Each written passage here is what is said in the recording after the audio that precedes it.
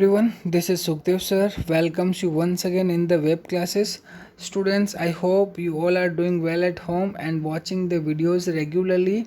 Students, we are learning elements of account class 11 English medium, and we have already completed chapter number 1, chapter number 2 as well as chapter number 3, and we have learned something about the chapter number 4 journal, the introduction part, the meaning of journal book, the characteristics and the significance of journal book, as well as we have also understood the specimen of journal.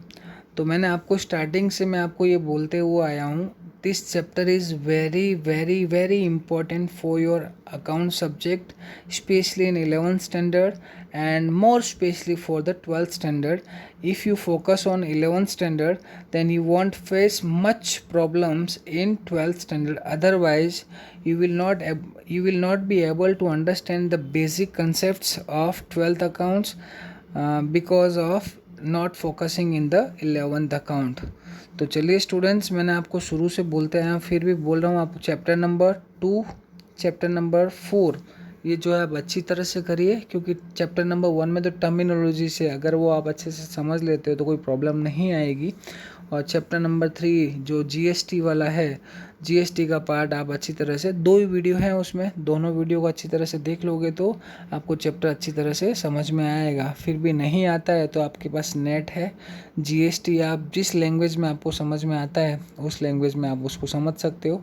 और journal book जो है हम start कर रहे हैं. Last lecture में हमने we have done illustration number 1. Today we are going to learn how the combined entry of journal is passed, and we shall do the illustration number 2 and try to solve the illustration number 3 as well. Let's start. Students, today we are going to understand the meaning of combined journal entry.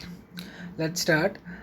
Generally, for each accounting transaction, separate journal entry is passed, but sometimes only one account is required to debit or credit more than one time when multiple transactions take place in a day or during specific period of time. In this case, instead of passing separate entry, only one entry passed is known as combined entry. कहने का मतलब कभी कभार जो है एक आमतौर पे जनरली क्या होता है कि each and every accounting transaction has a separate journal entry. Her accounting transaction की जो है सेपरेट जर्नल एंट्री होती है. पर कभी कभार क्या होता है, एक ही दिन में या फिर एक स्पेसिफिक टाइम पीरियड में जो एक ही अकाउंट होता है which is repeatedly used as debit और क्रेडिट, तो उसको बार बार डेबिट क्रेडिट करने से अच्छा है आप एक ही बार एक साथ में कर दो तो भी कोई प्रॉब्लम नहीं है. And that is the called combined journal entry. जैसे बताता हूँ आपको इन ब्रीफ, ये जो है डेफिनेशन है, when 2 or more than 2 accounts are associated for a transaction, in such case combined journal entry can be passed. क्या बोला, when 2 or more than 2 accounts बराबर are associated for a transaction, एक ही transaction में 2 या 3 account associate हो, connected हो, related हो, तो in such case combined journal entry can be passed. देखो एक प्रैक्टिकली आपको करके बताता हूँ, इसमें जो दिया उसके बेस पे. Example, on 15th of Jan 2015, for wages rupees 300, as salary 2000, telephone bill 500 are paid in cash. सारे के सारे एक्सपेंसेस है, means you have paid wages in by cash, you have paid salary by cash, you have paid the telephone bill by cash. Means आपके जो तीनों expenses है, तो अगर आप इनकी सेपरेट एंट्री करने जाओ तो सेपरेट एंट्री ऐसे कर सकते हो, wages account debit to cash account, salary तो salary account debit to cash account, telephone bill expense या telephone bill account debit to cash account. तो आप देखोगे तो तीनों के तीन ट्रांजेक्शन के अंदर जो है कैश अकाउंट क्रेडिट हो रहा है. तो उसको 3 बार क्रेडिट करने से अच्छा है उसको एक ही बार में आप क्रेडिट करके उसका भी आप कंबाइन एंट्री पास कर सकते हो। वो किस तरीके से करना है, तो जितने भी डेबिट अकाउंट है, वेजिस, सैलरी, टेलीफोन बिल, इन तीनों को पहले आप डेबिट कर दो और उसके बाद में इनका टोटल करके कैश अकाउंट को क्रेडिट कर देना। तो चलिए स्टार्ट कर देते हैं। देखो ये जो है सेपरेट जनरल एंट्री इस तरीके से पास करते हो, wages account debit to cash account, salary account debit to cash account, telephone expense account debit to cash account. ये तीनों अलग अलग करने से बेटर है एक कंबाइन एंट्री कर लो। देखो wages account debit, salary account debit, telephone expense account debit to cash account, 300, 2500, total will be 2800. This is called combined journal entry। तो समझ गए होंगे combined journal entry क्या होती है। तो अब हम देखते हैं इलस्ट्रेशन नंबर 2, ध्यान दीजिएगा।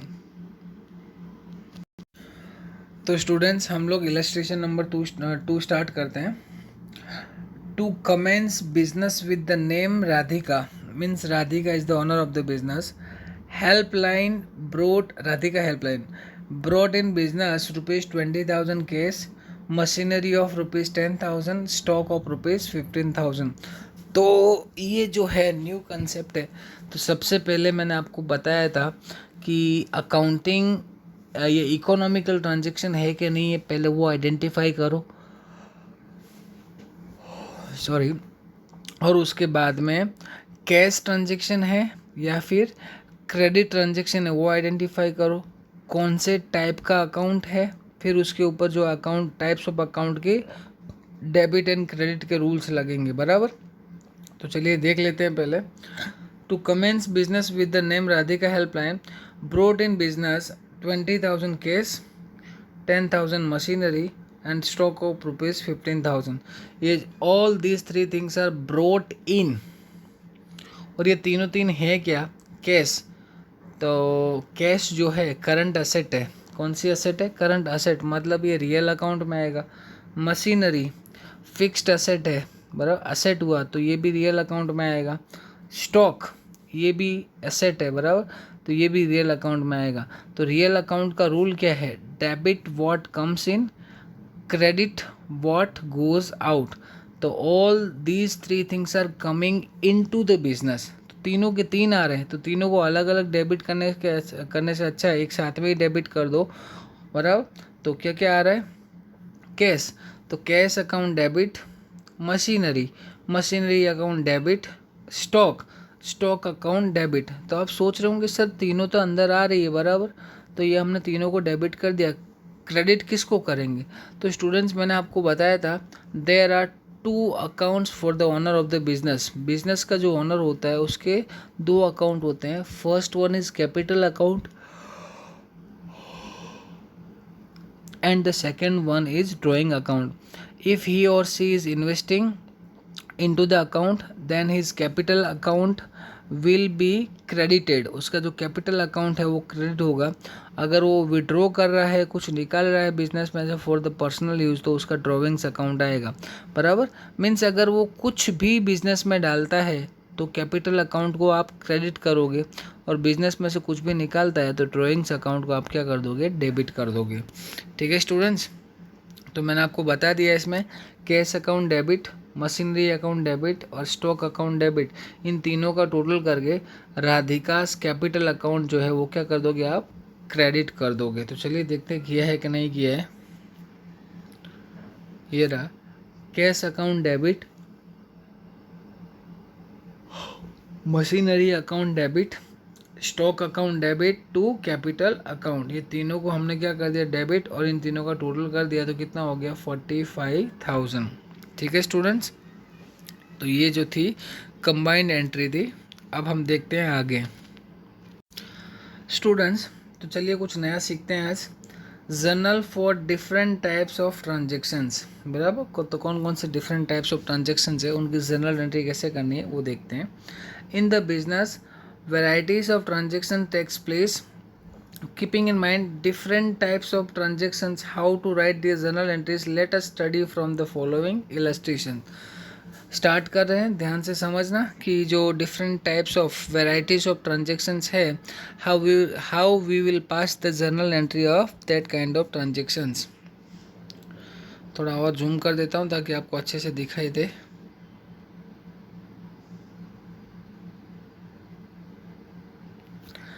Transactions for capital drawings when new business is commenced, जो मैंने आपको अभी बताया है उसी के जैसा है, ध्यान से समझना। From the view point of accounting, a business entity firm and the owner of the business are compared as separate and independent entities. तो आप पहले make it clear that the owner of the business and the business, both the things are different from each other. दोनों के separate account है, business अलग होता है, business का ओनर अलग होता है। पर ऐसा कैसा सर? तो बेटा बिजनेस का जो ओनर है वो भी एक पर्सन हुआ, लिविंग पर्सन, और जो बिजनेस है वो भी एक लीगल आर्टिफिशियल एंटिटी हुआ, बराबर। तो लीगल आर्टिफिशियल पर्सन आप उसको बोल सकते हो। तो there are two different persons, बराबर। तो दोनों के अलग अलग अकाउंट है। ओनर अगर प्रोवाइड करता है तो ये लायबिलिटी किसकी बनती है? बिजनेस की। बिजनेस अगर प्रोवाइड करता है तो लायबिलिटी किसकी बनती है? ओनर की। तो चलिए देखते हैं। We as accountant have to write the accounts of business, not of the owner of the business. Always remember this rule. जो है आपको as a accountant, not of the owner of the business, always remember this rule. We as a accountant have to write the accounts of the business. आप accountant हो, यही समझ के आपको सारे के सारे एंट्रीज आपको करनी रहेगी, बराबर। देखते हैं आगे क्या है। Owner invest capital in different forms at the time of commencement of business as well in current business. This investment is made by the owner in the form of cash, asset or receivable debtors. As per the rule of credit, the giver, the owner of the business account will be credited. Hence, the owner's capital account is a liability of business entity towards its owner. Means अगर वो कुछ भी introduce करता है comments while the starting of the business, the owner of the business can provide cash, goods, asset, receivables, whatever he wants to start the business. अगर वो business start करता है और कुछ भी प्रोवाइड करता है तो जो ओनर का अकाउंट है, कैपिटल अकाउंट, उसको आप क्या करोगे? क्रेडिट करोगे। बोला तो क्यों क्रेडिट करेंगे? Because he is the giver person, वो ही is the giving person. Business को कुछ ना कुछ बेनिफिट दे रहा है, प्रोवाइड कर रहा है, बराबर।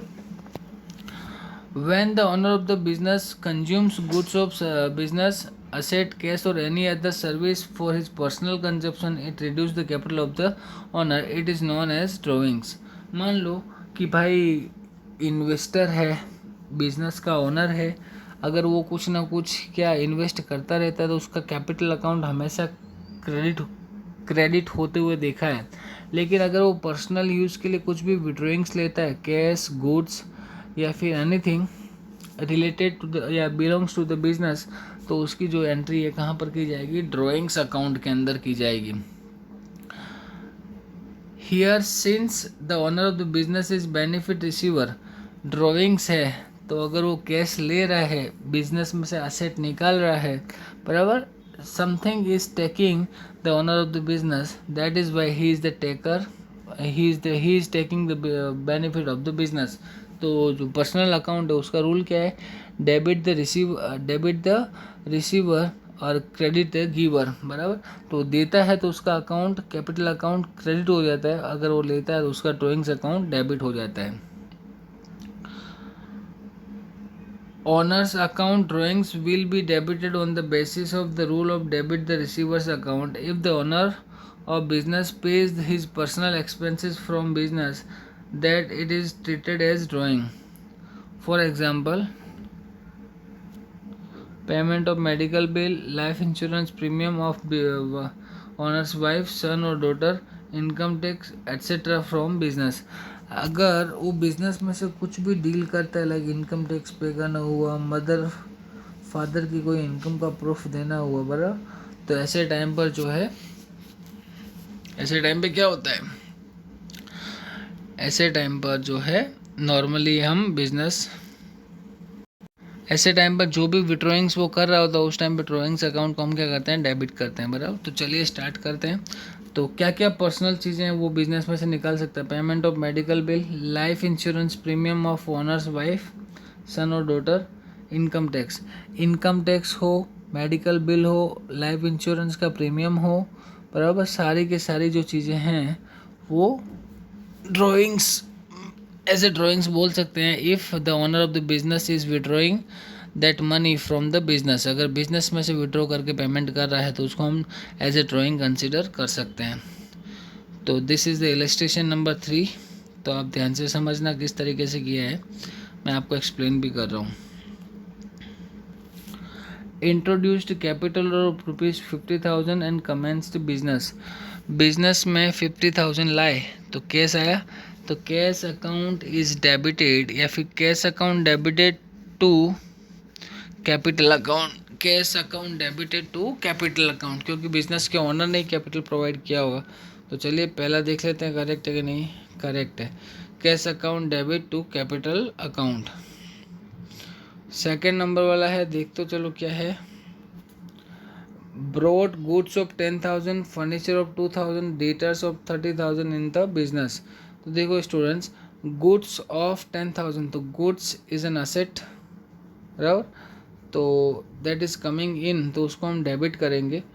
Furniture is a asset, fixed asset, इसको भी हम क्या करेंगे, डेबिट करेंगे। एंड ₹30,000 इन बिजनेस, बराबर। तो 30,000 वो है कैश है, तो कैश अकाउंट को हम क्या करेंगे, डेबिट करेंगे, बराबर। तो क्या क्या था इसमें, ब्रॉड गुड्स ऑफ ₹10,000, तो गुड्स अकाउंट आ रहा है, फर्नीचर आ रहा है, डेटर्स भी आ रहे हैं, बराबर। तो इस तरीके से मैं आपको बता देता हूँ कि इसकी एंट्री क्या होगी।